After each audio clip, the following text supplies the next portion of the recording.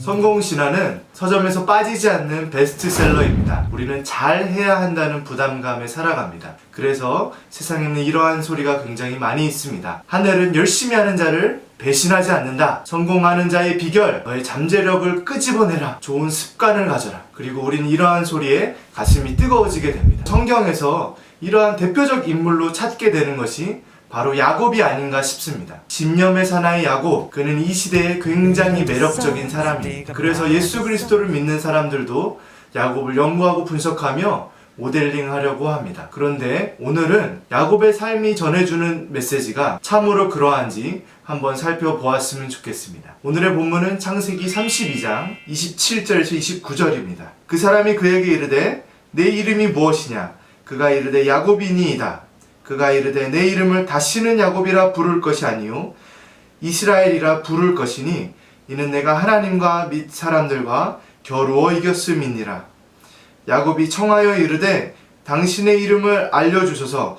그 사람이 이르되 어찌하여 내 이름을 묻느냐 하고 거기서 야곱에게 축복한지라. 야곱의 이름은 오늘 본문에서 이스라엘로 바뀌게 됩니다. 그 뜻은 하나님과 싸우다 라는 뜻입니다. 야곱의 삶을 살펴보면 그는 평생을 하나님과 힘겨루기 해온 인고의 삶이었습니다. 쌍둥이 형 에서의 발목을 붙잡고 나오면서 찰나의 순간으로 장자의 명분을 얻지 못하게 된 억울하다 할 수 있는 인생이었습니다. 그는 그 명분을 받기 위해서 가치를 모르고 배고픔에 허덕이는 형 에서에게서 죽 한 그릇으로 결국에 그 장자의 명분을 사오게 됩니다. 그것으로도 모자라서 집념과 계산이 빨랐던 야곱은 그 장자의 축복을 받기 위해서 아버지 이삭을 변장과 속임수를 동원하여 속이고 그 장자의 축복을 결국에 받게 됩니다. 그리고 형을 피해 삼촌 라반에게 가서 만나게 된 그 사랑하는 여자 라헬, 그 여자를 얻기 위해 14년의 긴 시간을 수고하는 것을 아끼지 않고 또 자기가 받아야 할 그 재산을 얻기 위해서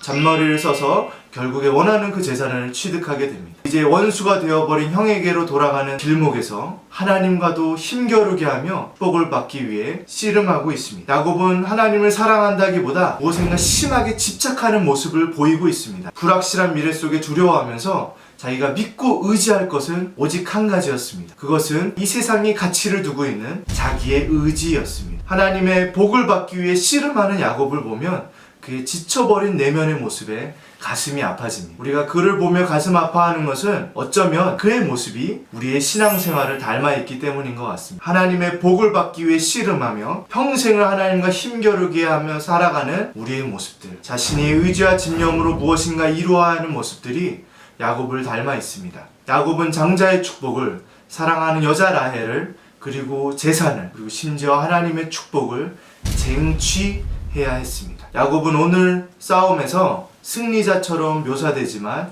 사실 잘 살펴보면 불구가 되어버린 처량한 모습을 보여주고 있습니다. 그는 지금껏 싸워오면서는 소기의 성과에 만족해야 하면서 살았습니다. 그리고 그 싸움의 상대가 누구인지 모르고 오직 힘껏 부딪혀 왔습니다. 아마도 그는 그 싸움의 상대가 세상인 줄 알았던 것 같습니다. 그러나 그 상대는 바로 절대로 이길 수 없는 절대자 하나님이셨던 것입니다. 필승의 여호와, 피조물이 어떻게 창조주 하나님을 이길 수 있겠습니까? 한 개의 존재가 어떻게 초월적 존재를 상대할 수 있겠습니까? 그는 결국 꺾이지 않으려는 야곱을 이 절대자는 쳐서 무릎 꿇게 하였습니다. 자기만 생각하고 자존심이 강했던 야곱은 이 절대자 앞에 그분의 자비하심만을 구할 수밖에 없었습니다. 예배란 말은 하나님께 엎드려진다는 말입니다. 우리는 은연중에 하나님 위에 서서 하나님을 조정하려는 마음이 있습니다.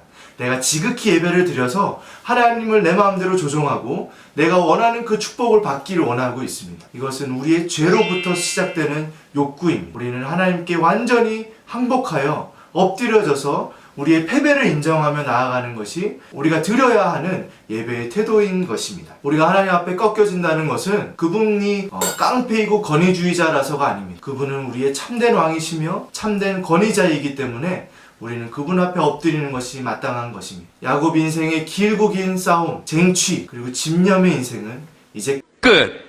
하나님께 항복했을 때에 하나님의 축복과 인도하심을 받는 삶으로 변화되었습니다. 야곱에게 오늘 이 본문에서 하나님은 그 이름을 물어보고 계십니다. 하나님이 야곱의 이름을 몰라서일 리가 없습니다. 야곱이 그 이름을 다시 말할 때에 그는 지난날의 그 정체성과 삶을 되돌아보았을 것입니다. 야곱, 속이는 자, 그 이름은 이제 옛 이름이 되었고 그 정체성도 옛 정체성이 되었습니다. 이제 새로 얻은 그 이스라엘이라는 뜻은 승리자 하나님께서 싸워주시는 자의 인생, 그것으로 바뀌게 된 것입니다. 승리자가 함께 하시는 그 인생은 승리가 넘쳐나게 됩니다. 야곱은 형 에서에게 절뚝거리며 돌아가지만 그 모습을 불쌍히 여긴 에서는 야곱을 따뜻하게 맞아주게 됩니다. 그리고 야곱이 낳은 12아들은 이스라엘 12지파의 시작을 이루어 하늘의 별과 같이 무수한 민족을 이루게 됩니다. 그리고 이스라엘의 민족에게서부터 세상을 구원할 승리자 예수 그리스도께서 오시게 됩니다. 하나님을 대항해 씨름하고 있는 그 영혼들을 하나님 앞에 굴복시키는 축복을 주시는 그 예수님이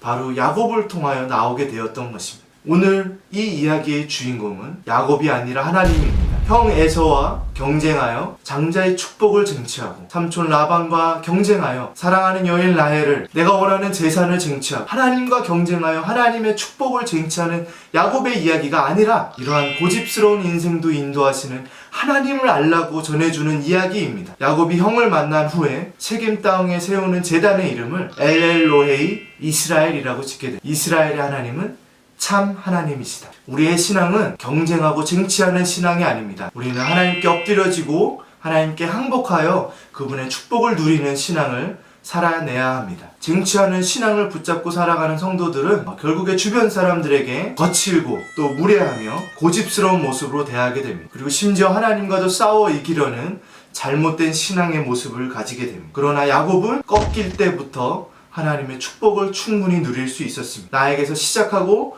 나로 끝나는 그 신앙에서부터 자유로워지시기를 축복합니다. 하나님을 만나고 그분께 지십시오. 야곱이 만난 하나님, 새로운 이름을 주시는 그 하나님은 참된 하나님으로 우리의 하나님이 되실 것입니다. 아브라함의 하나님, 이삭의 하나님, 야곱의 하나님을 나의 하나님으로 고백하는 우리가 되기를 축복합니다.